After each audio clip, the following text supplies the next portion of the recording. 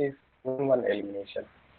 अगर अगर एक ही कार्बन से दो ग्रुप एक्स एंड वाई और ये दो आपके रिमूव हो गए, मान लीजिए सपोज यहाँ से वाई रिमूव हुआ, वाई रिमूव, वाई ने दोनों इलेक्ट्रॉन कार्बन को दिया, यहाँ पे क्या हो जाएगा, तो नेगेटिव आ जाएगा। और एक्स निकला, इसने दोनों इलेक्ट्रॉन कार्बन से लेके निकला, यहाँ पे कार्बन के पास कितने इलेक्ट्रॉन हो जाएंगे, 2 इलेक्ट्रॉन एक्स्ट्रा। यहाँ पे वाई ने यहाँ से निकला लेके, तो यहाँ पे नेगेटिव आया था, वापस एक्स ने यहाँ से इलेक्ट्रॉन लिया, तो ये क्या हो जाएगा, न्यूट्रल हो जाएगा, कार्बन बन जाएगा।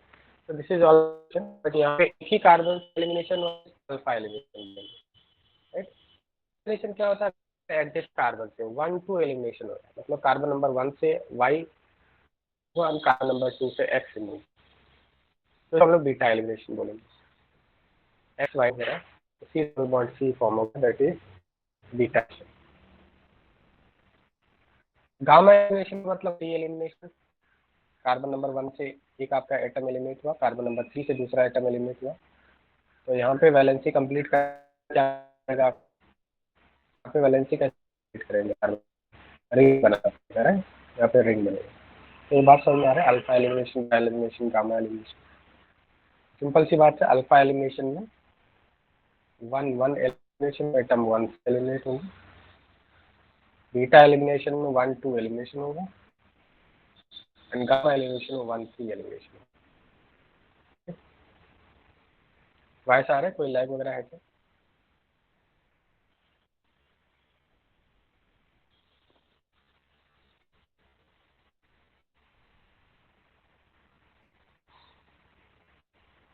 क्या आपको स्क्रीन प्रॉपर्ली दिखाई दे रहा है क्या? स्क्रीन में कोई लैग है क्या?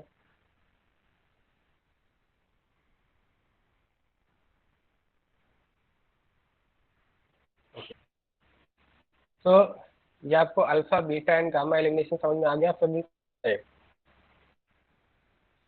हाँ बिल्कुल, 4-1-5 भी हो सकते हैं, ठीक, ऐसे भी हो सकते हैं, राइट। बट जनरली जो एलिमिनेशन हम लोग देखेंगे, जनरली कब क्या एलिमिनेशन होता है, ठीक है, मोस्ट ऑफ द केसेस में जो रिएक्शन होते हैं उसमें बीटा एलिमिनेशन जनरली होता है। इसमें एक एटम कार्बन 1 से और दूसरा एटम आपका कार्बन 2 से एलिमिनेशन जनरली होता है, बिकॉज 3 नंबर होता है। नाउ अगर हम टाइप्स ऑफ एलिमिनेशन रिएक्शन की बात करें, जैसा अभी मैंने बताया था आपको, लाइक न्यूक्लियोफिलिक सब्स्टिट्यूशन में SN1 SN2 होता है, यहाँ पे भी आपका एलिमिनेशन में भी 2 टाइप के होते हैं, E1 reaction and E2 reaction, like SN1 SN2। ये जस्ट SN1 जैसा कॉपी होता है, SN1 जैसा होता है वैसे ही बताओ, SN2 जैसा E2 का रिएक्शन होता है। तो टाइप्स ऑफ एलिमिनेशन रिएक्शन अगर बात करें, तो 3 type of elimination reaction, E1 reaction, E2 reaction, E1 CB reaction. तो CB मतलब कॉन्जुगेट बेस है, जिसके बारे में डिस्कस करेंगे। पहले हम लोग देखेंगे unimolecular elimination reaction, E1 reaction. तो E1 रिएक्शन में क्या होगा, जैसा अगर हम SN1 रिएक्शन की बात करें, तो SN1 रिएक्शन में फर्स्ट स्टेप क्या होता है, फर्स्ट स्टेप आपका क्या था, removal of halide ion to form carbocation, formation of carbocation. Second step में क्या होता था आपका, attack of nucleotide.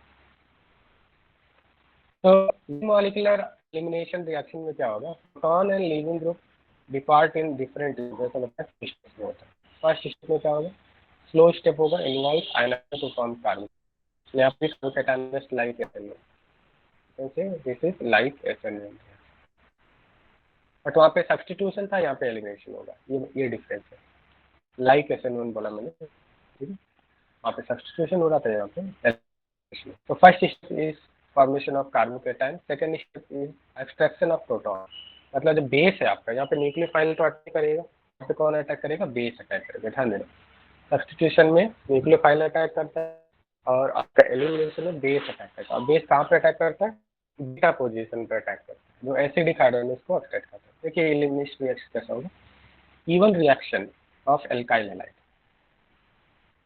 E1 reaction of alkyl halide mechanism is, step 1 में क्या होगा, सपोज हमने कोई एल्काइल हैलाइड दिया है, SN होता है, पहले स्टेप में क्या होगा, यहाँ से हेलोजन निकल जाएगा, और हेलोजन कौन निकालेगा, सॉल्वेंट। सॉल्वेंट इसको क्या करेगा, पोलराइज करके X को बाहर निकाल देगा, इसको बोलते हैं सोलिसिस, ठीक है। तो सॉल्वेंट क्या करेगा, X को बाहर निकाल देगा, और यहाँ पे क्या बन जाएगा, कार्बोकेटायन बन जाएगा, यहाँ पे कार्बोकेटायन बन जाएगा, प्लस X माइनस हो जाएगा, एक्स माइनस निकल गया। तो टू क्या होगा, जो ये आपका अल्फा पोजीशन हो गया, जिस कार्बन से आपका हाइड्रोजन अटैच है अल्फा पोजीशन बोलते हैं, ये आप क्या पोजीशन है। अब यहाँ पे जो बीटा पोजीशन से बेस क्या करेगा, बेस हाइड्रोजन को एक्सट्रैक्ट करेगा। ध्यान देना, सब्स्टिट्यूशन रिएक्शन में न्यूक्लियोफाइल यूज किया और एलिमिनेशन रिएक्शन में बेस यूज किया था। समझ में आ रहा है। तो बेस क्या करेगा, अगर इसके बीटा पोजीशन बेस हाइड्रोक्साइड कर ले तो यहाँ पे H प्लस निकल जाएगा, इधर कौन सा चार्ज आएगा, कार्बन के ऊपर कौन सा चार्ज आएगा, माइनस। माइनस प्लस यहाँ पे डबल बॉन्ड बन जाएगा, एल्कीन मिल जाएगा, प्लस बेस जो भी हमने लिया था वो H को एक्सट्रैक्ट करके B से बॉन्ड बना ले, BH बन जाएगा। तो हमने बेस लिया था, बेस हमने सल्फेट आयन लिया था, तो सल्फेट आयन क्या करेगा, H प्लस एक्सट्रैक्ट करके या बाई सल्फेट आयन लिया है, H प्लस सल्फ्यूरिक एसिड बन जाएगा, बात में आ रहा है, क्लियर है।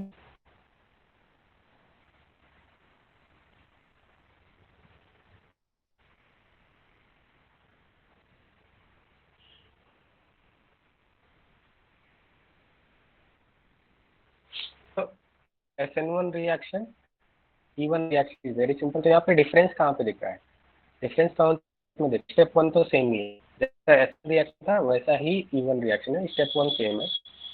जो डिफरेंस है वो स्टेप टू में है। वहाँ पे स्टेप टू में क्या हो रहा था, SN1 रिएक्शन में स्टेप टू में क्या हो रहा था, न्यूक्लियोफाइल करता था, राइट। यहाँ पे क्या था, स्टेप टू में क्या अटैक करता था, न्यूक्लियोफाइल। यहाँ पे कौन अटैक, बेस अटैक करता है, राइट। ये बी इज बेस। और बेस का काम क्या होता है, मैंने आपको बताया था, न्यूक्लियोफाइल और बेस क्या डिफरेंस होता है, दोनों इलेक्ट्रॉन रिच होते हैं, बट डिफरेंस क्या होता है, difference between base and nucleophile, वो था related, it is difference. Base attacks on hydrogen, H plus attack करता है, और न्यूक्लियोफाइल कहाँ पे करता है, इलेक्ट्रॉन डेफिशिएंट कार्बन पे अटैक करता है, right? तो मान ले कोई CX है, तो कार्बन के ऊपर पॉजिटिव आ जाएगा, क्योंकि X क्या किया, हाइड्रोजन इलेक्ट्रॉन नेगेटिव है। तो न्यूक्लियोफाइल इलेक्ट्रॉन डेफिशिएंट कार्बन पे अटैक, इलेक्ट्रॉन डेफिशिएंट कार्बन पे अटैक करेगा, यहाँ से X को बाहर निकाल देगा। इस तरह से न्यूक्लियोफाइल होता है। और जो बेस होता है वो हाइड्रोजन पे अटैक करता है, H प्लस। या एलिमिनेशन में सेकंड स्टेप में डिफरेंस है, instead of nucleophile we are using base here. Okay, समझ में आ गया सभी को, क्योंकि यहाँ से जब निकलेगा तो यहाँ से H प्लस जब निकलेगा, यहाँ से जब H निकलेगा तो कार्बन के ऊपर कौन सा चाहिए, बेस H प्लस निकाल लिया, कार्बन के ऊपर माइनस चार्ज आएगा, माइनस प्लस मिलके यहाँ पे डबल बॉन्ड। तो लाइक सब्स्टिट्यूशन रिएक्शन में हमने पढ़ा है SN1 SN2 SNI, अभी मैंने आपको बताया। इसी तरह से एलिमिनेशन रिएक्शन होते हैं E1 E2 3।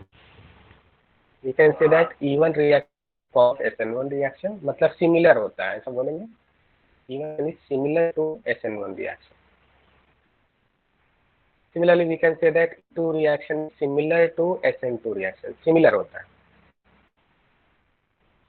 right? जो स्टेप्स वहाँ पे हो रहे थे वैसा ही स्टेप E2 रिएक्शन में भी देखने को मिलेगा, right?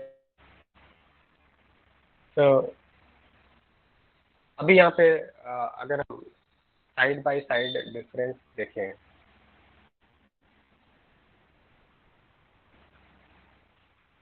जैसा मैंने आपको बताया था SN1 रिएक्शन में टू स्टेप्स में होता है। फर्स्ट स्टेप में X निकला, कार्बन कैटायन बना, देन न्यूक्लियोफाइल अटैक किया और न्यूक्लियोफाइल यहाँ पे इंस्टेड ऑफ X न्यूक्लियोफाइल आ जाता है।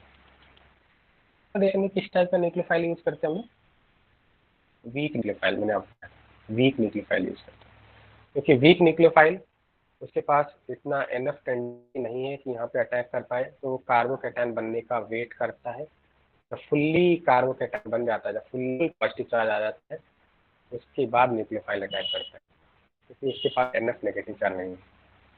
SN2 रिएक्शन में स्ट्रॉन्ग न्यूक्लियोफाइल होता है, वेट नहीं करता है कार्बोकैटायन बनने। अगर न्यूक्लियोफाइल स्ट्रॉन्ग है तो क्या करता है, डायरेक्ट अटैक कर देता है कार्बन पर, को यहाँ से किक आउट कर देता है, एक्स को यहाँ से निकाल देता है, राइट। इस तरह का। अब एलिमिनेशन रिएक्शन में अगर हम देखें, अभी मैंने आपको बताया था, इसमें एक बात इम्पोर्टेंट है कि आपको कैसे कैसे पता चलेगा कि कौन सा एलिमिनेशन रिएक्शन है, कौन सा रिएक्शन है। तो उसके लिए आपको एक हिंट दिया होगा, हीट दिया होगा। अगर हीट दिया तो हीटिंग से एलिमिनेशन होता है। अगर किसी को हीट दिया हुआ है, जैसे डेल्टा ऐसा लिखा हुआ, ट्रायंगल बन गया है, इस ट्रायंगल का मतलब होता है हीट। तो हीट करने से एलिमिनेशन प्रिफरेबली होते हैं। बात समझ में आ रहा है आपको क्या बोल रहा हूँ, राइट। तो एलिमिनेशन में जनरली एल्कीन्स का फॉर्मेशन होता है, एल्कीन्स का फॉर्मेशन होता है। जैसा अभी मैंने आपको बताया कि SN1 रिएक्शन में वीक न्यूक्लियोफाइल यूज किया जाता है, E1 रिएक्शन में वीक बेस यूज किया जाता है। अब आप बोलेंगे कि E1 और E2 में क्या डिफरेंस होता है। जैसा SN1 में 2 स्टेप का, वैसा ही E1 भी 2 स्टेप का होता है। SN2 कितने स्टेप, SN2 कितने स्टेप्स में होता है, SN2 1 स्टेप में होता है। तो सेम वैसा ही E2 भी 1 स्टेप में होता है। ठीक है, मैंने आपको बताया कि सिमिलर होता है। E2 भी 1 स्टेप में होता है, SN2 E2 पैरेलल होते हैं, SN1 E1 पैरेलल होते हैं। और SN1 में न्यूक्लियोफाइल यूज किया जाता है, तो E1 में क्या यूज करेंगे हम लोग, E1 में हम लोग वीक बेस यूज करते हैं, वीक बेस यूज। ठीक है, अब कौन सा वीक बेस डिस्कस करें। अगर E2 रिएक्शन की बात करें तो E2 रिएक्शन में क्या होगा, एक ही स्टेप में होगा, सिंगल स्टेप में। बेस क्या करेगा, डायरेक्ट H प्लस को यहाँ से एब्स्ट्रैक्ट कर लेगा, यहाँ से H प्लस जाएगा, कौन सा जाएगा, इधर H प्लस जाएगा, H प्लस से यहाँ से बाहर जाएगा, यहाँ पे माइनस आ जाएगा, यहाँ से X माइनस बाहर निकलेगा, प्लस डबल बॉन्ड बन जाएगा। क्या ये बात समझ में आ रही है, इतनी बात समझ में आ रही है। अभी बताना आपको थोड़ा बहुत डिफरेंस समझ में आ रहा है, SN1 और E1 और E2 में डिफरेंस समझ में आ रहा है।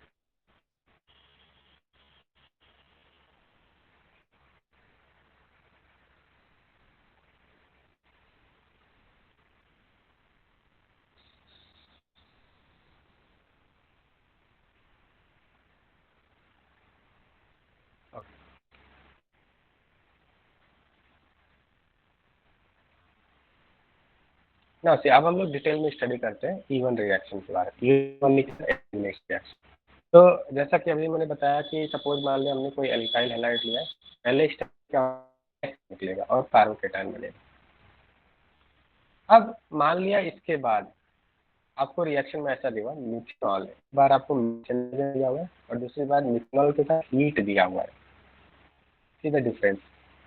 ठीक है, एक बार रिएजेंट आपको मिथेनॉल गिवन है, दूसरी बार मिथेनॉल के साथ हीट गिवन है। अगर मिथेनॉल है तो कौन सा रिएक्शन होगा, ओनली मिथेनॉल, पोलर प्रोटोन है, बन चुका है। अगर ओनली मिथेनॉल है तो एथेनॉल रिएक्शन। अगर मिथेनॉल के साथ हीट दिया हुआ है, हीट दिया हुआ है, हीट का मतलब होने की चांस फिर होगा, क्योंकि कार्बोकेटायन बनता है रिएक्शन में होता है। तो अगर मिथेनॉल के साथ हीट दे दिया फिर एलिमिनेशन है, ओनली मिथेनॉल दिया है तो फिर ऐसा नहीं हो जाएगा। तो आपको पता है मिथेनॉल क्या करेगा, मिथेनॉल के पास जो ऑक्सीजन है इलेक्ट्रॉन रिच है, इजंट इट। ऑक्सीजन क्या है आपका, इलेक्ट्रॉन रिच है। आई थिंक लैग हो रहा है स्क्रीन में।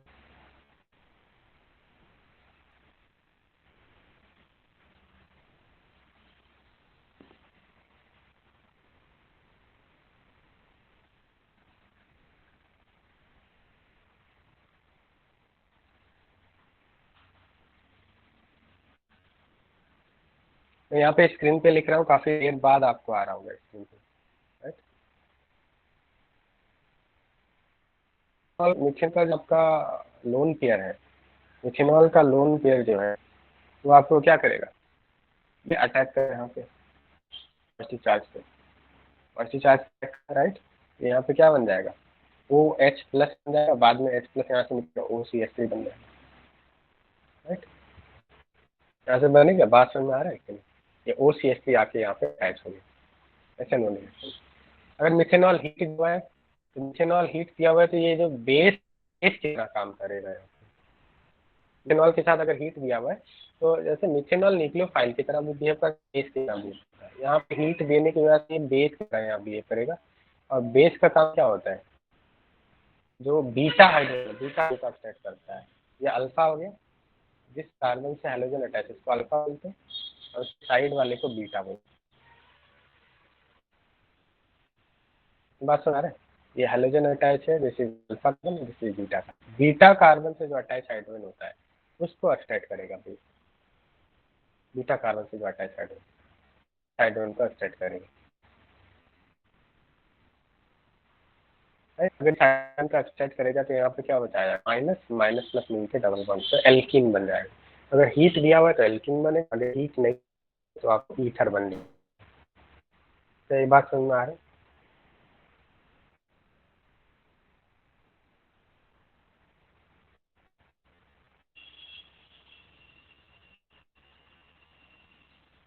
तो SNO में भी कार्बोकेटायन इंटरमीडिएट बनता था, E1 में भी कार्बोकेटायन इंटरमीडिएट बनेगा। Both SN1 and E1 have carbocation intermediate reaction. Now you see key points क्या है? First step is slow, X minus leaves that is RDS। First step slow क्यों है, ये बात आपको समझ में आ रहा है क्योंकि पहले ये न्यूट्रल था, न्यूट्रल से क्या बन गया, चार्ज बन गया। तो चार्ज स्पीसीज लेस स्टेबल होते हैं, मतलब न्यूट्रल से चार्ज हो गया तो फर्स्ट स्टेप क्या होगा, स्लो, राइट। फर्स्ट स्टेप क्या बोलेंगे, that is RDS। Now second step is fast. Second step fast है, ये चार्ज से न्यूट्रल बन रहा है और न्यूट्रल किसी ज़्यादा स्टेबल है। सेकंड स्टेप क्या हो गया बताइए मुझे, चार्ज की स्पीसीज से न्यूट्रल बन रहा है, ठीक है। तो सेकंड स्टेप क्या होगा आपका,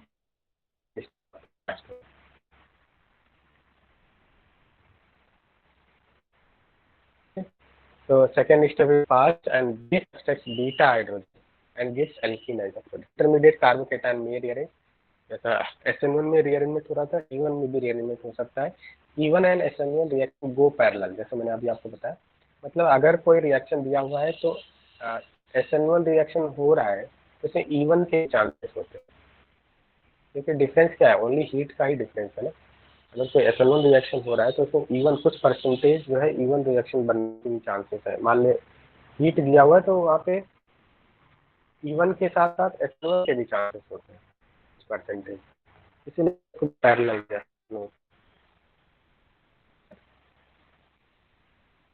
ये बात समझ में आ रहा है आपको?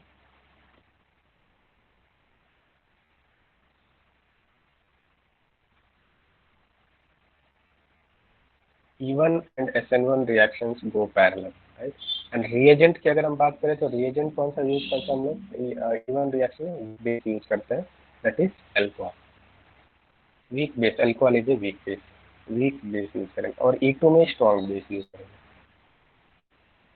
मैं यहाँ पे नोट पॉइंट है कि water can not cause E1। अगर वाटर को रिएजेंट दिया हुआ है तो वो E1 रिएक्शन नहीं कर पाता। It is a better nucleophile than base. तो ये न्यूक्लियोफाइल अच्छा है, पुअर बेस होता है, water is a poor base. Water is a poor base मतलब वाटर के H प्लस एक्सट्रैक्ट करने की टेंडेंसी बहुत कम होती है।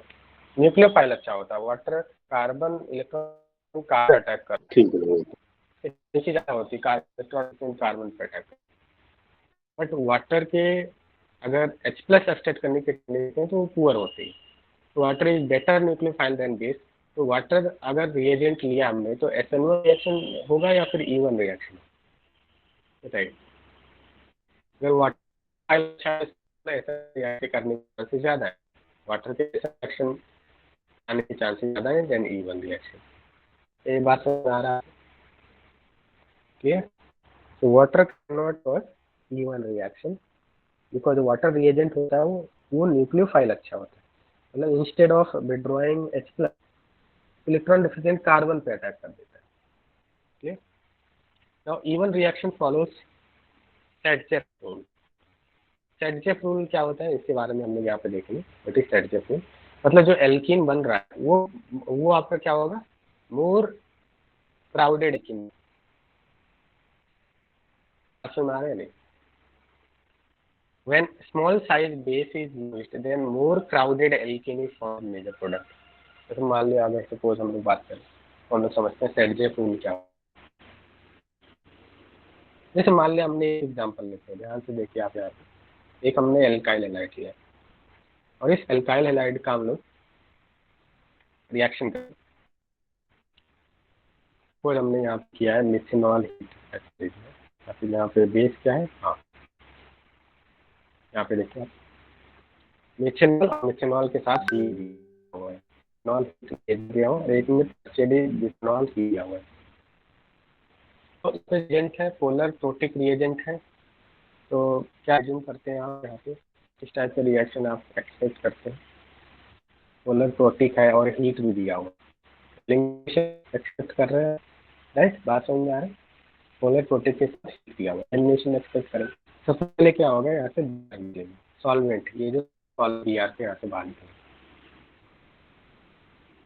और कार्बोकेटाइन में जैसा ऐसे में बी आर यहाँ से निकलेगा और यहाँ कार्बोकेटाइन में। क्लियर?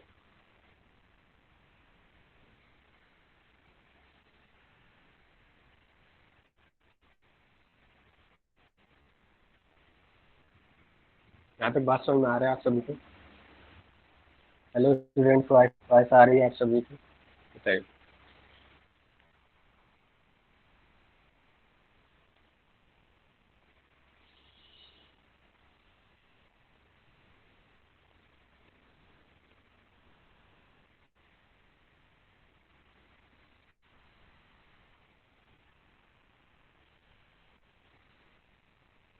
देखिए, अगर हमारे पास ये अल्काइल हैलाइड है और एल्काइल रिएक्शन हम मिथेनॉल के प्रेजेंस में कर रहे हैं, मिथेनॉल निकाल रहे हैं और हीट कर रहे हैं, तो आप कौन सा रिएक्शन एक्सपेक्ट करेंगे?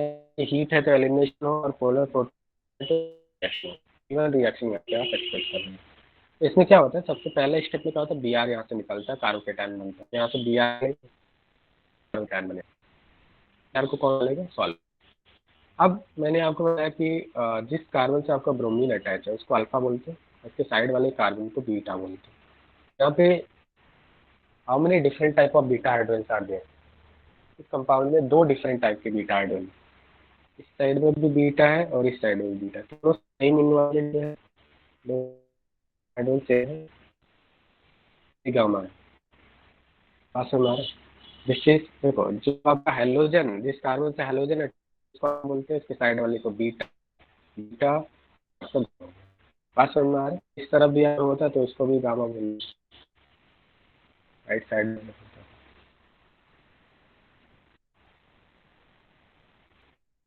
यस।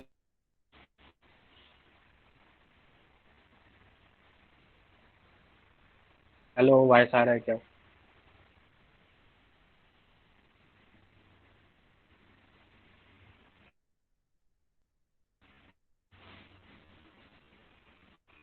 अब यहाँ पे क्या होगा, बन गया, कार्बन हटाने के बाद बीटा हाइड्रोजन है, बीटा हाइड्रोजन का एक्सट्रैक्ट करेगा। यहाँ पे दो टाइप के बीटा हाइड्रोजन, एक बीटा वन है, दूसरा बीटा टू है, दो टाइप के बीटा हाइड्रोजन। यहाँ दो डिफरेंट आपने स्मॉल, तो स्मॉल बेस है तो कहीं भी जा सकता है, मतलब बीटा एक्सट्रैक्ट कर सकता है, टू को भी एक्सट्रैक्ट कर सकता है। ठीक है, अगर बेस स्मॉल तो वो कहीं भी जा सकता है, बीटा वन बीटा टू दोनों का एक्सट्रैक्ट कर। अगर बीटा वन को एक्सट्रैक्ट किया उसने तो जो एल्कीन बनेगा, यहाँ से H प्लस निकला, यहाँ पे नेगेटिव चार्ज आएगा, प्लस माइनस यहाँ पे बॉन्ड है, वास्तव में ये एल्कीन बनेगा अगर बीटा वन को एक्सट्रैक्ट किया है। इससे अल्फा हाइड्रोजन कितने हैं, 3 and 3 6, 6 alpha hydrogen, alpha hydrogen ज़्यादा मेजर प्रोडक्ट होगा, क्योंकि more more number of alpha hydrogen more is the stability of alkene, ये मैंने आपको बताया था। और अगर इसने इस स्मॉल बेस में बी टू को एक्सट्रैक्ट किया है, बीटा टू हाइड्रोजन को एक्सट्रैक्ट किया है, हाइड्रोजन भी एक्सट्रैक्ट कर सकता है, एक्सट्रैक्ट किया है, तो यहाँ पे क्या हो जाएगा, इधर से H प्लस निकलेगा, यहाँ पे माइनस चार्ज आएगा, प्लस माइनस डबल।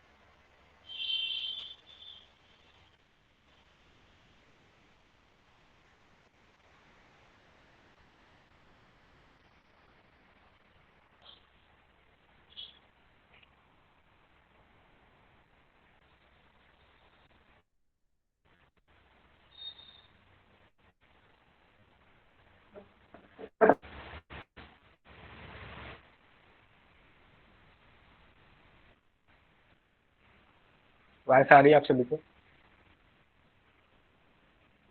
वॉइस आ रही है क्या? तो मैं ये बोल रहा हूँ कि कंपाउंड में दो डिफरेंट टाइप के बीटा हाइड्रोजन है, बीटा 1 एंड बीटा 2। अगर बीटा 1 एक्सट्रैक्ट करेगा तो आपके नंबर हाइड्रोजन ज़्यादा होंगे, यहाँ पे आप देख सकते हैं 6 अल्फा हाइड्रोजन होंगे। अगर बीटा 2 को एक्सट्रैक्ट करेगा, अगर बीटा 2 हाइड्रोजन को एक्सट्रैक्ट करेगा, यहाँ से H प्लस निकलेगा, इधर से H प्लस निकलेगा, यहाँ पे माइनस चार्ज आएगा, तो प्लस माइनस मिलके यहाँ पे डबल बॉन्ड हो जाएगा।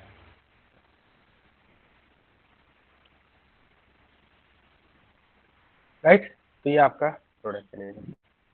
तो मेजर प्रोडक्ट कौन सा होगा? क्योंकि बेस आपका क्या है, स्मॉल बेस है तो कहीं भी जा सकता है। तो बीटा 1 को एक्सट्रैक्ट करेगा तो मेजर प्रोडक्ट बनेगा, या बीटा 2 को एक्सट्रैक्ट करेगा मोर स्टेबल एल्केन किस फॉर्म में बनेगा? More stable alkane I mean more number of alpha hydrogen, more number of alpha hydrogen, beta 1, right. इसी को हम लोग बोलते हैं सेट जे।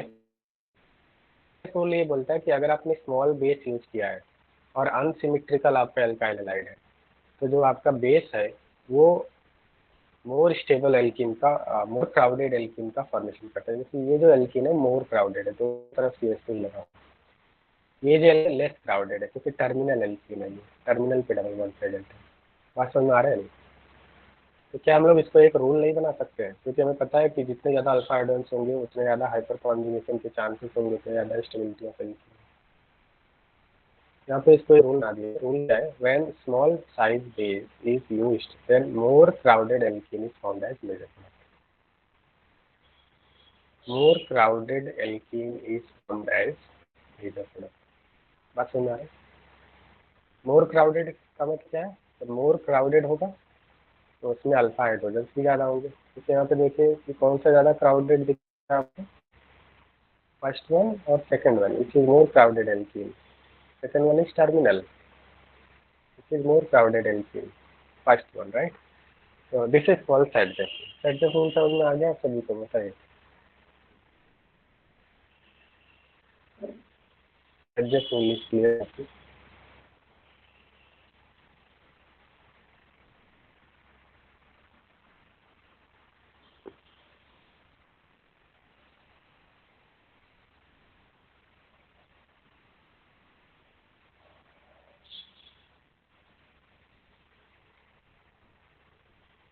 बट अगर हमने लार्ज साइज का बेस यूज किया है, सपोज हमने टर्शियरी ब्यूटानॉल यूज किया है, टर्शियरी ब्यूटानॉल ये आपका बेस है,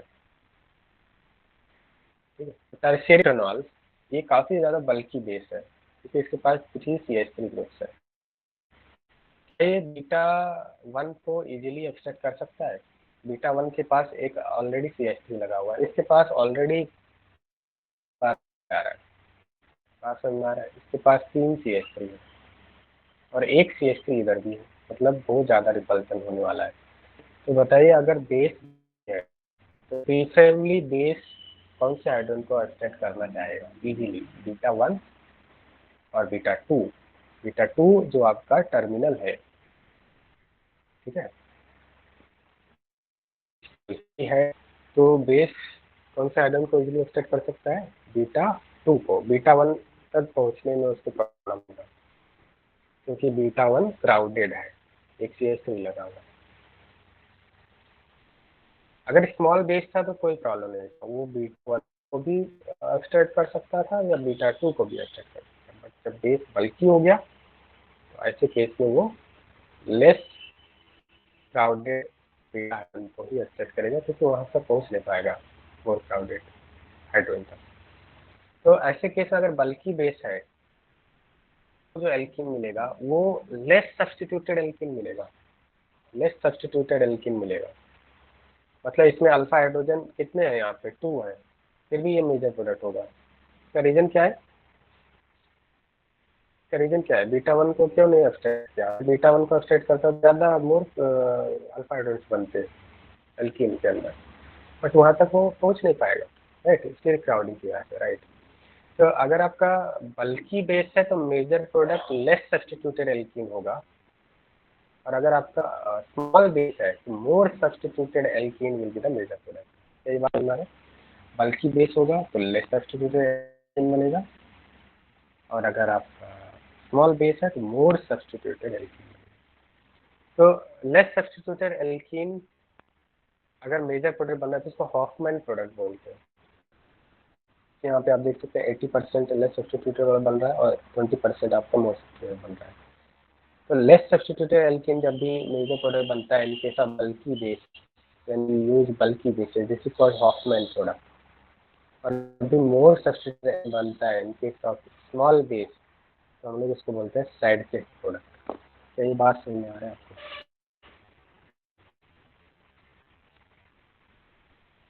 बात समझ में आ रहा है? तो हॉफमैन प्रोडक्ट का मतलब less substituted product, less substituted alkene. और एडजस्ट प्रोडक्ट का मतलब क्या होता है? मोर सब्स्टिट्यूटेड एल्कीन।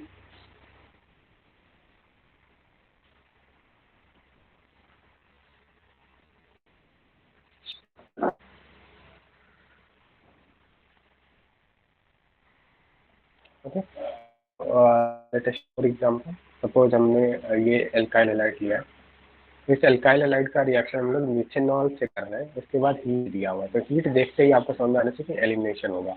अब एलिमिनेशन में भी कौन सा एलिमिनेशन होगा, E1 या E2? तो पोलर प्रोटिक है तो E1 होगा। जैसा ऐसा मैंने आपको बताया, सॉल्वेंट देख के हम लोग आइडेंटिफाई कर सकते हैं कि E1। E1 रिएक्शन में क्या होता है? पहला स्टेप पोलराइजेशन के थ्रू क्या होता है, ब्रोमीन यहाँ से बाहर निकल जाता है, ब्रोमीन बाहर निकल के कार्बोकेटायन बन गया। अब जैसा SN1 रिएक्शन में कार्बोकेटायन रीअरेंजमेंट होता था, E1 में भी कार्बोकेटायन रीअरेंजमेंट हो सकता है। यहाँ पे अगर हम देखें तो जो कार्बोकेटायन है ये 1 डिग्री, तो यहाँ पे क्या रीअरेंजमेंट हो सकता है, 1 डिग्री है, इसका मतलब रीअरेंजमेंट होगा 1,2 हाइड्राइड शिफ्ट होगा, और यहाँ पे हमें 3 डिग्री कार्बोकेटायन मिल जाएगा। पहले रीअरेंजमेंट हुआ 3 डिग्री कार्बोकेटायन मिल जाएगा। यहाँ तक बात समझ में आ रहा है आपको? यहाँ तक बात समझ में आई नहीं? बताइए। अब यहाँ पे अगर हम देखें तो हीट दिया हुआ, हीट का मतलब एलिमिनेशन होना है। तो नेक्स्ट स्टेप में मिथेनॉल होता है। मिथेनॉल न्यूक्लियोफाइल अच्छा नहीं है। अगर यही मिथेनॉल कार्बन पे अटैक कर देता तो हम लोग क्या बोलते हैं उसकी मिथेनॉल का ऑक्सीजन है, इसके पास लोन पेयर है, अगर ये कार्बन पर अटैक कर तो इसको हम लोग क्या बोलते हैं, methanol is behaving as a nucleophile. Methanol is SN1 reaction, इसको SN1 रिएक्शन बोलते हैं। बट यहाँ पे क्योंकि हीट दिया हुआ है तो हीट का मतलब एलिमिनेशन होना चाहिए, हीट का मतलब एलिमिनेशन होना चाहिए। पता है कि मिथेनॉल अगर मिथॉक्साइड होता तो जाहिर सी बात है नेगेटिव चार्ज, इलेक्ट्रॉन डेंसिटी काफ़ी अच्छा है तो ये प्लस पे ही अटैक करता, कार्बन प्लस पे ही अटैक करता, बट मिथेनॉल वीक होता है। तो मिथेनॉल जो होता है वो बेस अच्छा होता है, न्यूक्लियोफाइल पुअर होता है। Methanol is a good base and poor nucleophile. Carbon पे चाहिए या हाइड्रोजन पे अटैक करना चाहिए? न्यूक्लियोफाइल गुड बेस, प्रिफरेबली क्या करेगा, कार्बन पे अटैक करेगा, कार्बन प्लस पे अटैक करेगा, या फिर बीटा करेगा। तो ये गुड बेस इसका मतलब बीटा हाइड्रोजन पे अटैक करेगा। क्या करेगा? बीटा हाइड्रोजन पे अटैक करेगा। बात समझ में आ रहा है ना?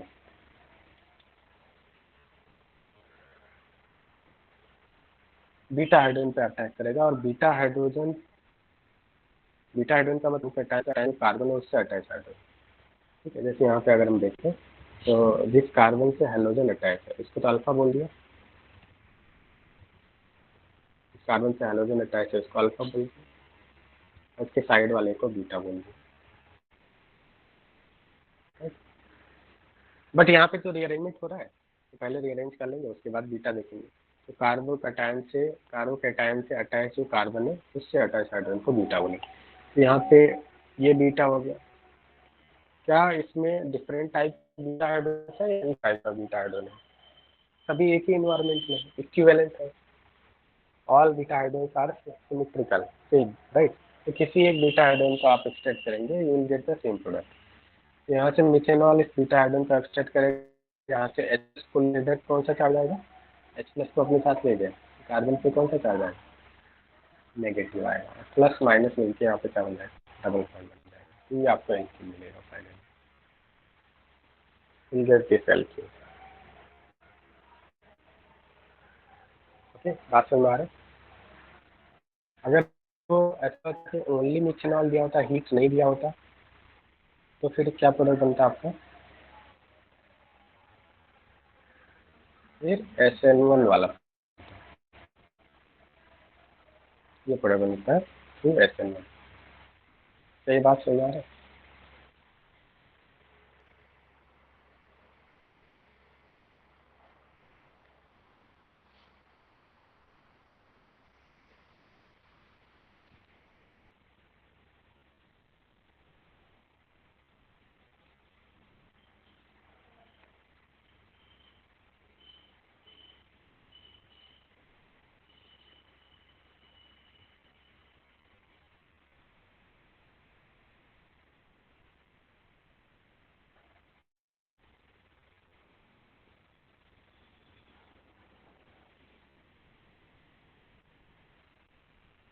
ओके, नाउ सपोज मान लिया एक और एग्जांपल लेते हैं। सपोज हमने एक क्वेश्चन दिया, एल्काइल हैलाइड, इस एल्काइल हैलाइड का रिएक्शन इथेनॉल और हीट कर रहे हैं, इथेनॉल जैसे हीट कर रहे हैं। ओके, तो इथेनॉल पोलर प्रोटिक सॉल्वेंट है और हीट दिया हुआ है, मतलब एलिमिनेशन किस टाइप का एलिमिनेशन, E1 एलिमिनेशन होगा। पहले स्टेप में क्या होगा, कार्बोकेटायन बनेगा, देन दूसरे स्टेप में बीटा हाइड्रोजन एक्सट्रैक्ट करेगा, दूसरे स्टेप में क्या हो जाएगा, बीटा हाइड्रोजन एक्सट्रैक्ट होगा। बीटा हाइड्रोजन एक्सट्रैक्ट होगा तो यहाँ पे प्रोडक्ट क्या बनेगा आपका, व्हाट इज प्रोडक्ट, बताइए प्रोडक्ट क्या बन जाएगा आपका,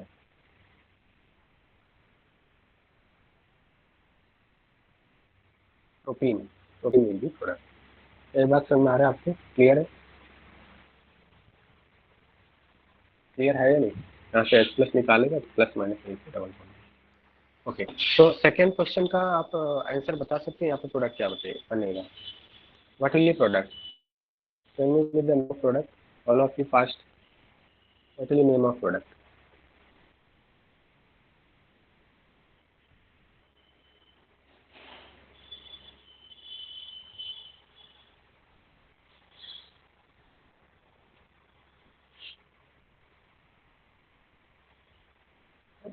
what will be name of product, name of major product, major बनेगा।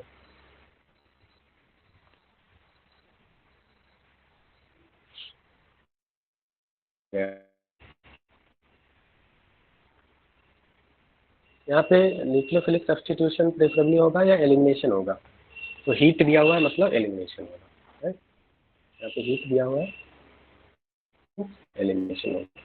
So which type of elimination? Yeah, right, E1। Now E1 में भी क्या होता है, पहले स्टेप में E1 में Br निकल जाता है और कार्बोकेटायन बन जाता है। नाउ क्या ये कार्बोकेटायन रीअरेंज हो सकता है, इट इज 2 डिग्री, अगर ये शिफ्ट हो जाए 1 to हाइड्राइड शिफ्ट हो जाए तो मोर स्टेबल बन सकता है, 1,2 हाइड्राइड शिफ्ट होगा और ये आपका 3 क्लियर, और स्टेबल हो गया। अब एक बार जब मोर स्टेबल फॉर्म में आ गया, इसके बाद नाउ बेस इथेनॉल जो है यहाँ पे बेस के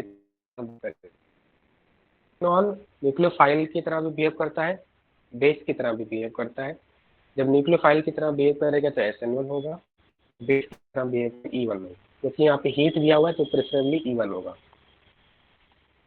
ना इस कंपाउंड में अगर हम देखें तो कार्बोकेटायन के साइड वाला जो कार्बन होता है, कार्बोकेटायन के साइड वाला कार्बन होता है, उससे जो अटैच हाइड्रोजन होता है वो निकलता है। तो यहाँ पे बताइए कितने टाइप के बीटा हाइड्रोजन, कितने डिफरेंट टाइप के बीटा हाइड्रोजन, यहाँ पे 2 डिफरेंट टाइप के बीटा हाइड्रोजन है। तो यहाँ पे कितने प्रोडक्ट्स बन सकते हैं, how many products can be formed,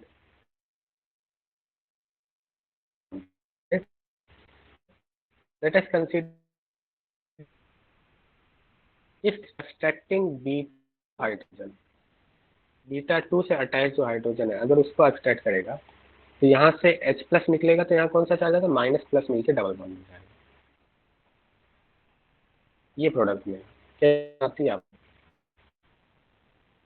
अगर बीटा को बनेगा, और अगर बीटा 1 को एक्सट्रैक्ट कर रहा है माइनस बीटा 1 हाइड्रोजन, और अंडरस्टैंडिंग हाइड्रोजन का एक्सट्रैक्ट किया तो ये प्रोडक्ट बनेगा।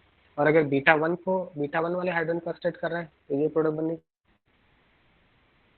और ये हाइड्रोजन निकला माइनस माइनस प्लस मिलकर डबल। इतनी बात समझ में आती है आपको?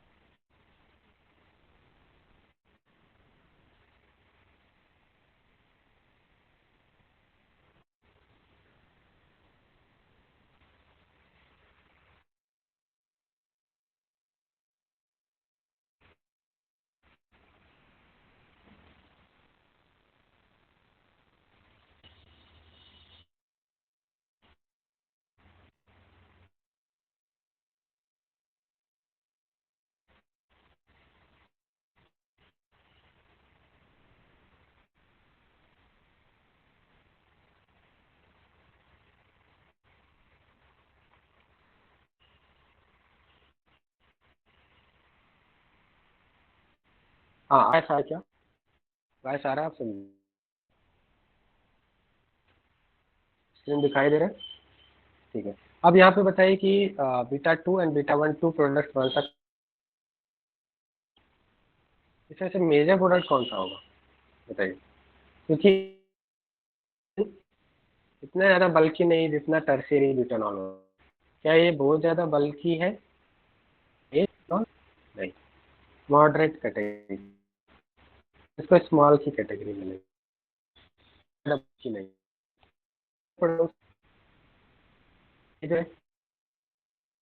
मोर सब्स्टिट्यूटेड है, ये मोर सब्स्टिट्यूट मतलब मोर अल्फा हाइड्रोजन, ये मेजर रखता है। ये क्या है, लेस सब्स्टिट्यूटेड, आप देख सकते हैं ये क्या है,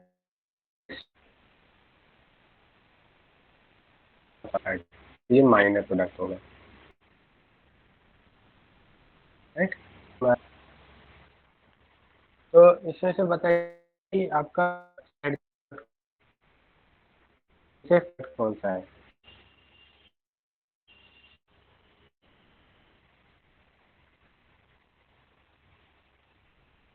which is set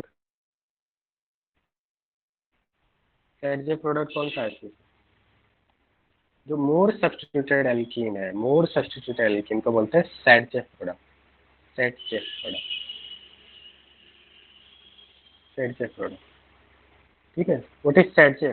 set J it is name of scientist, Indian नहीं है,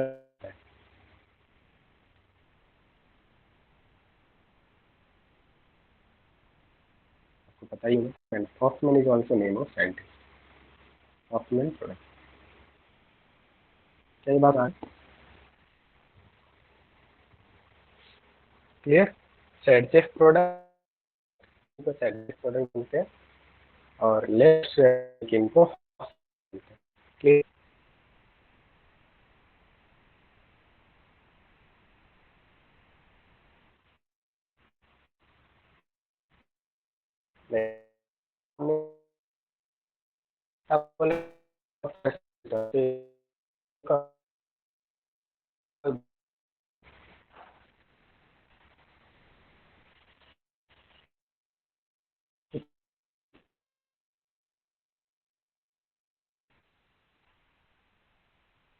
इथेनॉल को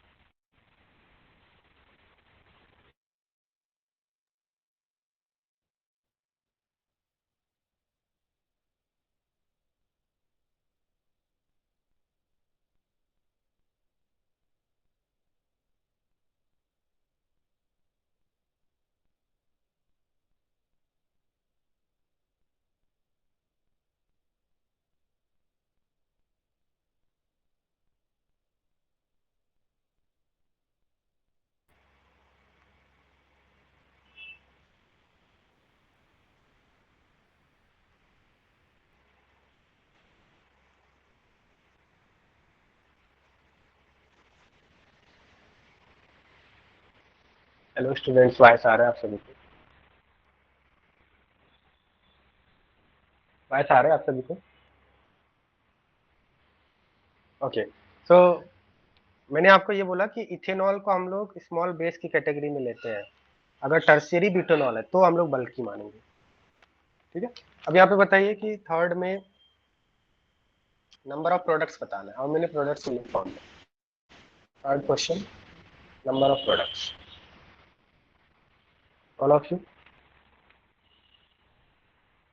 how many products will you found? बताइए।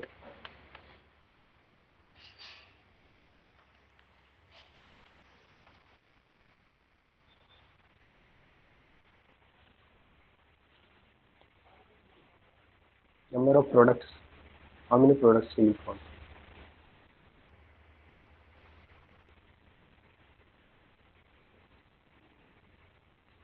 तो यहाँ पे कार्बोकेटायन बन गया।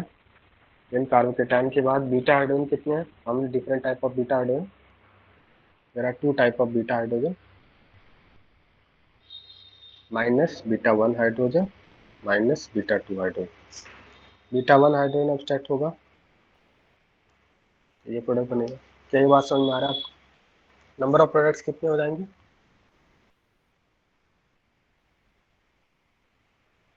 नंबर ऑफ प्रोडक्ट्स कितने होंगे?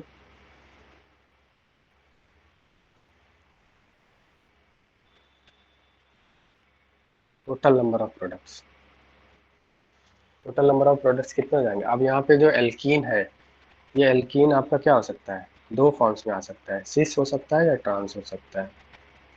दो इधर हो गया और एक इधर हो गया, तो टोटल नंबर ऑफ प्रोडक्ट्स कितने हो जाएंगे? थ्री हो जाएंगे। बात समझ में आ रहा है? यहाँ पे जो ब्यूटीन है, ब्यूटीन बना हुआ है, वो सिस ब्यूटूइन हो सकता है या ट्रांस ब्यूटूइन हो सकता है। दो पॉसिबिलिटीज है। तो total number of products including geometrical isomers, including geometrical isomers हो जाएंगे थ्री। प्रीवियस क्वेश्चन में जो आपका सॉल्वेंट है वो आपका स्मॉल है, तो यहाँ पे बीटा वन हाइड्रोजन को एक्सट्रैक्ट करेगा, तो ये वाला एल्कीन बन रहा है आपका। अगर बीटा टू हाइड्रोजन को एक्सट्रैक्ट करेगा तो यहाँ पे डबल बॉन्ड आएगा। ये मोर सब्सटीट्यूटेड एल्कीन है, तो इसको मेजर प्रोडक्ट बोलेंगे क्योंकि इसमें अल्फा हाइड्रोजन ज़्यादा है। लेस सब्सटीट्यूटेड एल्कीन है तो इसको माइनर प्रोडक्ट बोलेंगे क्योंकि इसमें अल्फा हाइड्रोजन कम है। बात समझ में आ गया?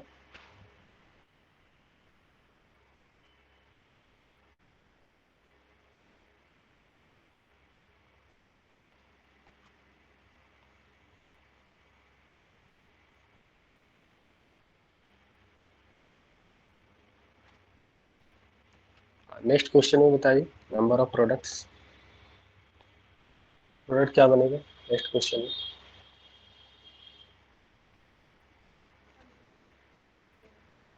प्रोडक्ट क्या बनेगा नेक्स्ट क्वेश्चन में बताइए।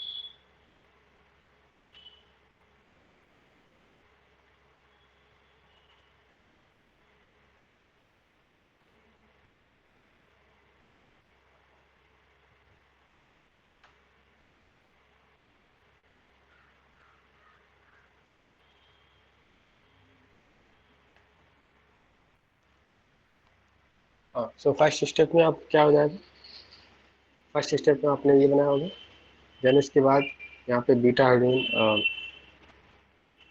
This is 2 degree, 1 two hydride shift कराया होगा आपने, 1 टू हाइड्राइड शिफ्ट करने के बाद ये 3 डिग्री बन गया। देन इसके बाद यहाँ पे बीटा हाइड्रोजन कितने हैं, how many beta hydrogen are there, 1, beta 1, there are 2 type of beta hydrogen, so sir 2 degree कैसे 3 डिग्री रहेगा ना वो भी, हाँ वो भी थ्री हाँ डिग्री रहेगा ना। हाँ, जस्ट 1 मिनट, हाँ, this is 3 degree, okay, this is 3 degree, so no rearrangement will take place here. Okay, by mistake I have written, this is already 3 degree, so there is no need of rearrangement. Now beta hydrogen, this is beta 1, this is beta 2, beta 1 extract करेगा तो देखिए यहाँ पे क्या हो जाएगा, minus beta 1 hydrogen, तो beta 1 hydrogen extract करेगा तो ये आपका एल्किन बन जाएगा, और beta 2 hydrogen minus beta 2 hydrogen, beta 2 hydrogen extract करेगा तो आपका ये एल्किन बन जाएगा, right. Okay, clear. Total number of products क्या ये यहाँ पे मैंने क्या बोल दिया, इधर आपका सर बीटा टू में ये बन जाएगा आपका, ठीक है। टोटल नंबर ऑफ प्रोडक्ट्स तो आपके 2 ही बनेंगे, टोटल नंबर ऑफ प्रोडक्ट्स आपके 2 बनेंगे, क्लियर। और मेजर प्रोडक्ट क्या हो जाएगा, ये आपका मेजर हो जाएगा और ये आपका माइनर हो जाएगा, क्लियर,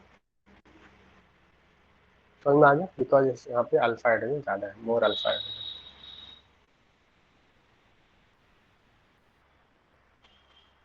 नेक्स्ट क्वेश्चन बताइए, नेक्स्ट क्वेश्चन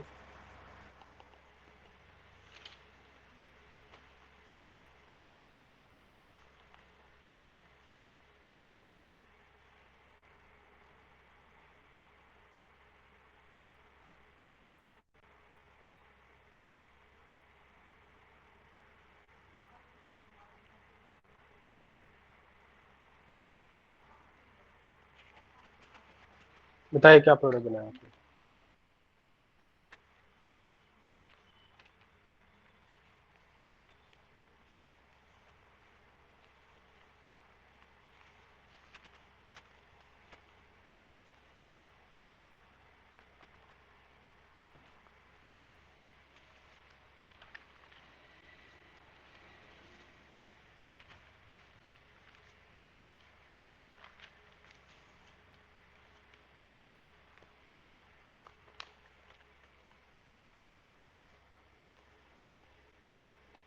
प्रोडक्ट क्या बनाया आपने बताइए, यहाँ पे आपने इस तरह से कर दिया होगा प्लस चार्ज, फिर इसके बाद अरेंजमेंट किया होगा, बीटा 1 बीटा 2, यहाँ पे 2 प्रोडक्ट्स आपके बनेंगे, एक ये बना होगा और ऐसा ही बनाया आपने, ठीक है। मेजर प्रोडक्ट कौन सा हो जाएगा, major product, this is major product having more number of alpha hydrogen and this is minor product, ठीक है। मेजर प्रोडक्ट को हम लोग सेटजेफ एल्किन बोलेंगे क्योंकि मोर सब्स्टिट्यूट एल्किन है, और माइनर प्रोडक्ट को हम लोग हॉफमैन एल्किन बोलेंगे। नहीं, हॉफमैन तब बोलते हैं जब आपका माइनर प्रोडक्ट जो लेस सब्स्टिट्यूट एल्किन अगर मेजर प्रोडक्ट बन रहा है तो उसको हॉफमैन प्रोडक्ट बोलते हैं। यहाँ पे जो प्रोडक्ट बना है वो सेटजेफ रूल के अकॉर्डिंग बना है, सेटजेफ रूल के अकॉर्डिंग बना है। अगर less substitute alkene major product बनता जब आपका बेस बल्कि होता तो उसको हम लोग हॉफमैन प्रोडक्ट बोलते हैं, क्लियर है यहाँ तक बात समझ में आ रहा है। अगर डबल बॉन्ड रिंग के बाहर है तो इसको एक्सोसाइक्लिक बोलते हैं, दिस इज एक्सोसाइक्लिक एल्कीन। और अगर डबल डबल बॉन्ड रिंग के अंदर है तो इसको एंडोसाइक्लिक प्रोडक्ट बोलते हैं, एंडोसाइक्लिक, एक्सोसाइक्लिक एंड एंडोसाइक्लिक। यहाँ पे डबल बॉन्ड रिंग के बाहर है इसलिए इसको एक्सोसाइक्लिक बोलते हैं।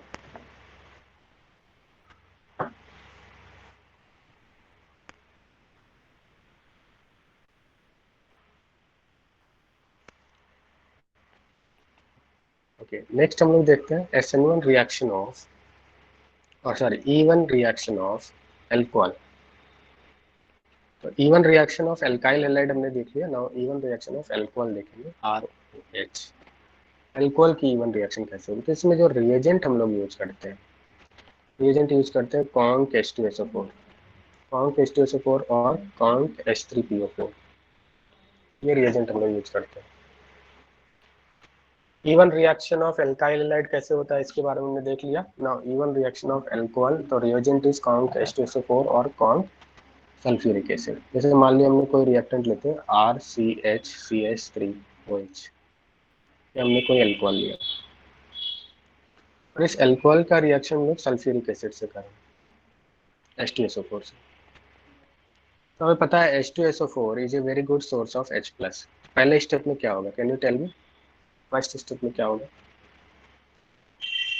फर्स्ट स्टेप में क्या होगा, जो अल्कोहल अल्कोहल का जो ऑक्सीजन है वो इलेक्ट्रॉन रिच है, ये क्या हो जाएगा, प्रोटोनेट हो जाएगा। सल्फ्यूरिक एसिड से H प्लस मिलेगा, ये प्रोटोनेट हो जाएगा। क्या इतनी बात समझ में आ रहा है? अल्कोहल का जो ऑक्सीजन है वो प्रोटोनेट हो जाएगा। और मैंने आपको बताया था अगर ऑक्सीजन के ऊपर पॉजिटिव चार्ज आता है तो क्या रहता है, हाईली अनस्टेबल हो जाता है, तो बॉन्ड ब्रेक होगा।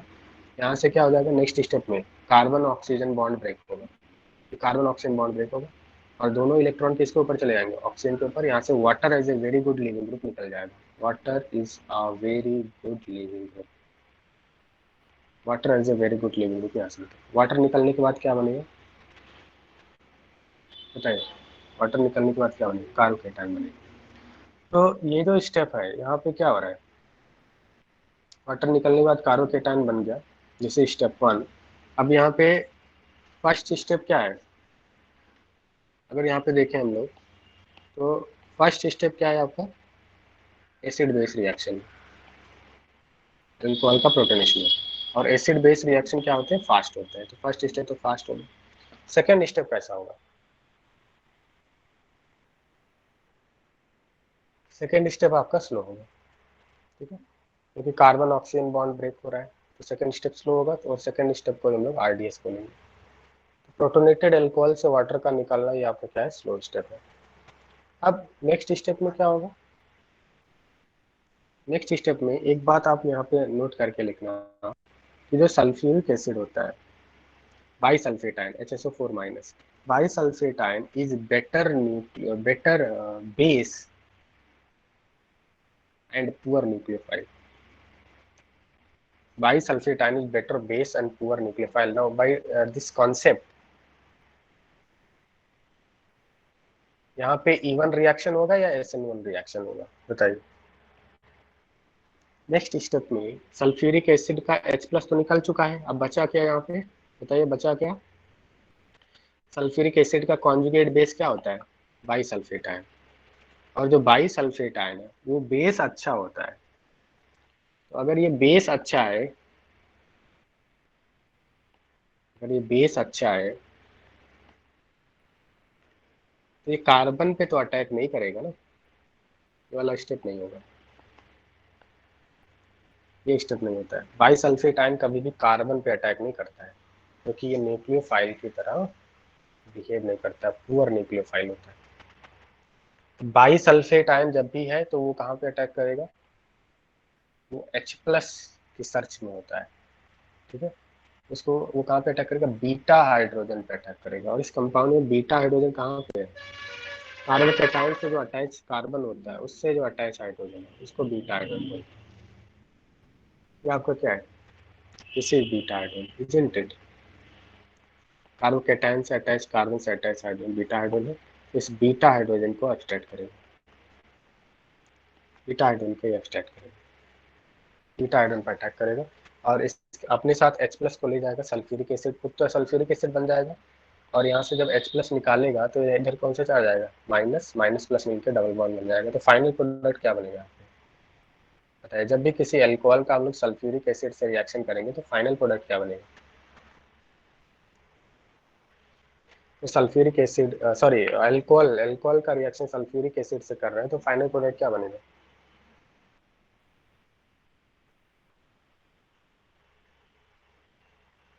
हेलो, हेलो स्टूडेंट्स, वॉइस आ रहा है क्या? फाइनल प्रोडक्ट क्या बनेगा आपका, एल्कीन बनेगा, राइट। और यहाँ पे आप देख सकते हैं मैंने आपको बताया था कि जो सल्फ्यूरिक एसिड है, सल्फ्यूरिक एसिड यहाँ पे एक तरह से कैटलिस्ट का वर्क कर रहा है। और कैटलिस्ट मैंने आपको बताया था जैसा हमने ऐड किया था वैसा ही बाहर निकल जाता है। See catalyst is regenerated, can you say like this, regenerated. मतलब कैटलिस्ट का कोई भी पार्ट क्या रिएक्शन में इन्वॉल्व हुआ है, क्या इसके अंदर कोई सल्फेट वल्फेट जुड़ा है रिएक्टेंट में? कुछ कैटलिस्ट का कोई पार्ट इसमें जाके ऐड हुआ? नहीं, कैटलिस्ट जैसा था वैसा निकल गया आपके लिए।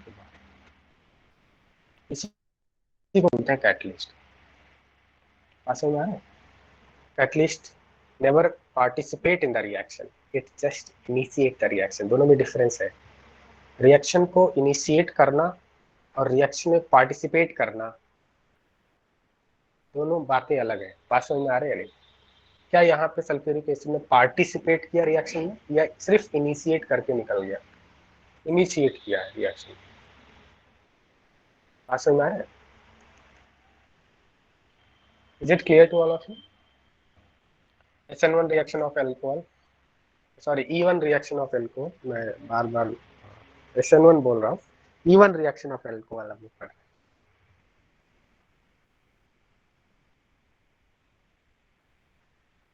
और यहाँ पे HTPO4 भी ले सकते हैं। Same HTPO4 is also source of H+। अब हम लोग यहाँ पे देखते हैं की पॉइंट्स, हम लोग यहाँ पे नोट कर लेते हैं। की पॉइंट्स क्या है?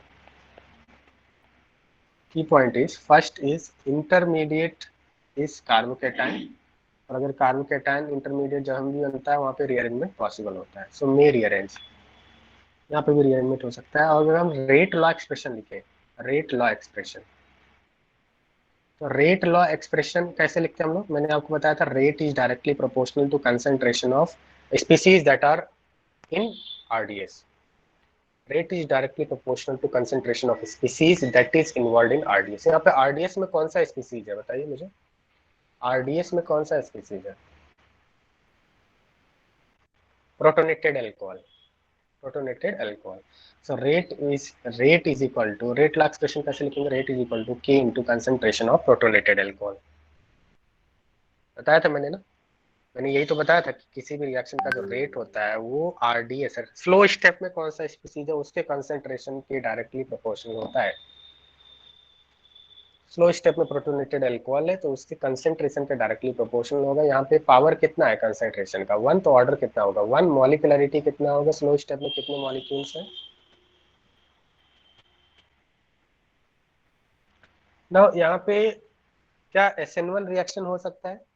क्या यहाँ पे SN1 रिएक्शन हो सकता है? तो मैंने आपको बताया कि bisulphate ion is very poor nucleophile, is a very poor nucleophile. तो हम लोग यहाँ पे बोल सकते हैं no SN1 reaction takes place. अगर मान लिया कोई ऐसा स्पीसीज होता जो न्यूक्लियोफाइल भी, ऐसे बहुत सारे स्पीसीज होते हैं जो न्यूक्लियोफाइल की तरह भी बिहेव करते हैं और बेस की तरह भी बिहेव करते हैं, तो वहाँ पे जो प्रोडक्ट बनता वो मिक्सचर ऑफ प्रोडक्ट बनता। सब्स्टिट्यूटेड प्रोडक्ट भी बनता और एलिमिनेशन वाला प्रोडक्ट भी बनता। बात समझ में आ रहा है नहीं? Is it clear? और कोई ऐसा स्पीसीज है जो न्यूक्लियोफाइल की तरह भी, ड्यूअल नेचर है, न्यूक्लियोफाइल और बेस दोनों की तरह बिहेव करते हैं, तो सब्स्टिट्यूशन रिएक्शन, सब्स्टिट्यूटेड प्रोडक्ट भी बन सकता है और एलिमिनेशन प्रोडक्ट भी बन सकता है। नाउ यहाँ पे क्या होगा? Saytzeff rule is followed. Saytzeff rule का मतलब क्या? More substituted alkane is eliminate the product. Saytzeff rule is followed here. Saytzeff rule is followed here.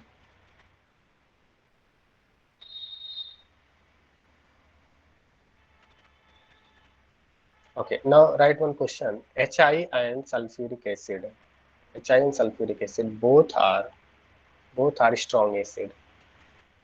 Both are strong acids. Both are strong acids.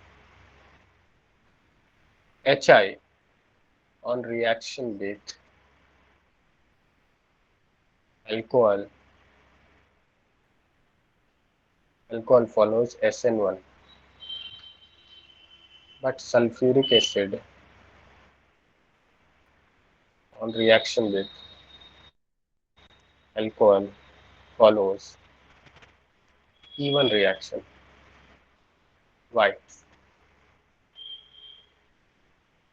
HI and sulfuric acid are both strong acids. HI on reaction with alcohol follows SN1, but sulfuric acid on reaction with alcohol follows E1 reaction. Why?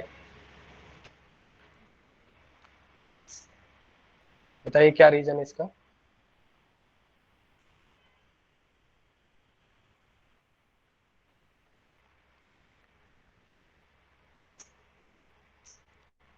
क्या reason हो सकता है इसका? कि देखो HI जब यहाँ से H+ लूज करेगा तो I- बनाता है, राइट। पहले स्टेप में तो I- H+ प्रोटोनेशन हो जाएगा, अब दोनों ही H+ लूज करेंगे तो प्रोटोनेशन तो दोनों केस में हो जाएगा। जैसे यहाँ पे हमने HI लिया होता तो पहला स्टेप तो वही होता ना। क्या पहले स्टेप में कोई डिफरेंस आता? अगर इंस्टेड ऑफ H2SO4 HI लिया होता, प्रोटोनेशन वो भी करता, HI भी प्रोटोनेशन करता सल्फ्यूरिक एसिड, क्योंकि दोनों ही H+ रिलीज करते हैं, both are source good source of H+। First step तो सेम ही होता। सेकेंड स्टेप में क्या होता कि जो बाइसल्फेट आयन है वो बेस अच्छा है तो ये एलिमिनेशन प्रोडक्ट बनाया, बट जो आयोडाइड आयन होता है वो न्यूक्लियोफाइल अच्छा होता है। I- की अगर बात करें, मैंने आपको बताया था टॉप टू बॉटम, जब हम लोग जो लार्ज साइज वाले आयन होते हैं न्यूक्लियोफाइल बहुत अच्छे होते हैं। क्यों न्यूक्लियोफाइल अच्छे होते हैं? लार्ज साइज वाले जो आयन्स होते हैं न्यूक्लियोफाइल अच्छे क्यों होते हैं? क्योंकि उनका बहुत ही अच्छा पोलराइजेशन होता है, उनकी जो पोलराइजिबिलिटी जो होती है वो बहुत अच्छी होती है। तो C+ इनको बहुत इजीली क्या करता है, विड्रॉ कर लेता है और अपने साथ बॉन्ड बना लेता है, पोलराइजिबिलिटी अच्छी होती है। तो I- क्या है? I- लार्ज साइज होने की वजह से एक बहुत ही अच्छा न्यूक्लियोफाइल है। It is a better nucleophile than base, और we can say that better nucleophile poor base, better nucleophile than base. और सल्फ्यूरिक एसिड का जो काउंटर पार्ट है that is bisulphate ion better base होता है, जैसा अभी मैंने बताया, तो बेटर बेस देन न्यूक्लियोफाइल। तो सल्फ्यूरिक एसिड अगर आपका बेस अच्छा है तो इसका मतलब इवन करेगा, और I- न्यूक्लियोफाइल अच्छा है तो SN1 करेगा। क्या ये बात समझ में आ गया आपको? सर सल्फ्यूरिक एसिड के साथ हीट नहीं लगती इवन कराने के लिए? नहीं, हीट की जरूरत नहीं है। हीट होगा तो भी सेम बनेगा, अगर क्योंकि हीट तो ऑलरेडी, जब भी कोई एसिड हम लोग ऐड करते हैं ना तो एक्सोथर्मिक रिएक्शन होता है, ऑटोमेटिकली रिएक्शन ही हॉट हो जाता है, रिएक्शन वेशन, that is exothermic reaction, no need to heat it. Okay, okay sir. ना अब इसमें हम लोग कुछ क्वेश्चन देख लेते हैं। सपोज मान लो क्वेश्चन आपका ऐसा है कि आपको एक इस तरह से आइसोप्रोपेनॉल दिया हुआ, आइसोप्रोपेनॉल का कंसंट्रेटेड सल्फ्यूरिक एसिड से रिएक्शन का आपको प्रोडक्ट क्या बनेगा बताइए। यहाँ पे प्रोडक्ट क्या बनेगा? क्या यहाँ पे कॉलेज का लेक्चर है? ठीक है, तो आप होमवर्क लिखो, write homework all of you. This is first question, second question next class में हम लोग डिस्कस करेंगे। Try to solve this question.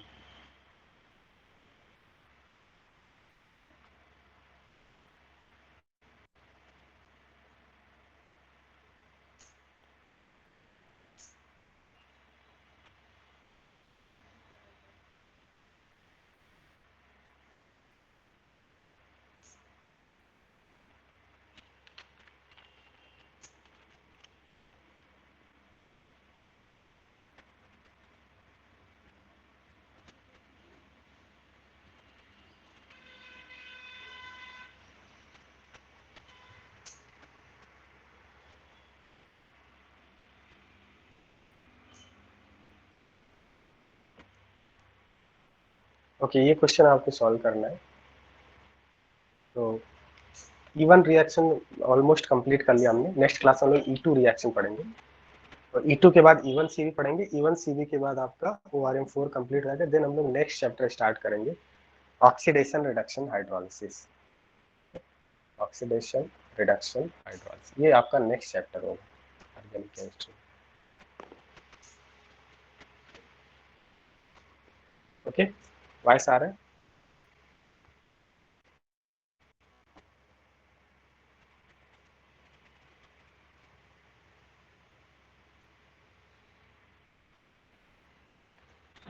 Copy कर लीजिए, कॉपी करना है कॉपी कर लीजिए।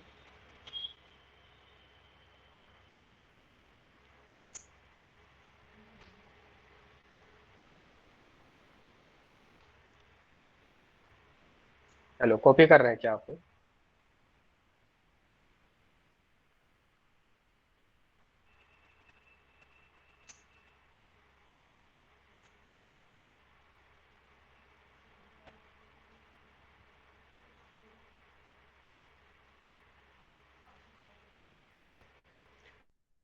ओके स्टूडेंट्स, तो कॉलेज लेक्चर है तो आज के लिए इतना ही, नेक्स्ट क्लास में मिलते हैं।